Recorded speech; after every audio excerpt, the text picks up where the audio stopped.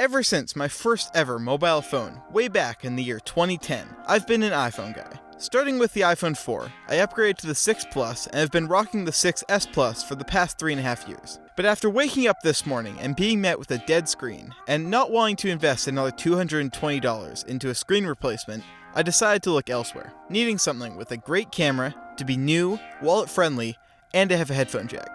A pretty tall order, if you'd asked me 2 months ago, because the Google Pixel 3a XL at $750 Canadian was perfect. So one transaction later, and here we are. But this wasn't an easy choice due to one simple thing.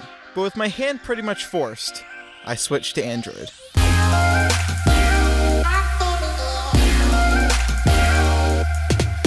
I'm sure you already know what's in the box, so we'll skip right along to this longtime iPhone user's first impressions. This phone is light, like surprisingly so, and certainly feels less premium to me, but a case did help out a decent amount.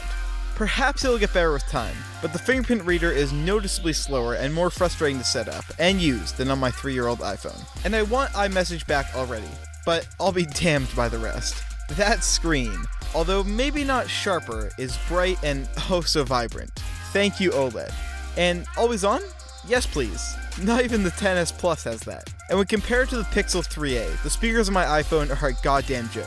And I will admit that USB-C is a way better connector than Lightning is. But saving the best for last, holy shit, that camera. There is no competition, and I'm genuinely amazed by it. Now yes, I do understand the majority of my gushing here is simply because I haven't had a new phone for 3 years, but there's only 3 product cycles, and this phone is just over half the price of how much my original iPhone cost when I purchased it. Unfortunately, there's still the robot in the room. Android. Obviously, I have nowhere near an accurate opinion after using Android for all of 3 hours.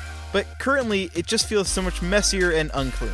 I am looking forward to the much deeper customization that will be granted to me, but I really like iOS, so this is a big change. And no, I'm not going to install an iOS skin or launcher. I'd rather use a Nokia. All in all, I'm significantly less scared than I thought I would be when I first theorized taking the plunge into the personalization galore world of Android. And frankly, I don't know if I'll ever end up liking it as much as iOS. I suppose only time will tell.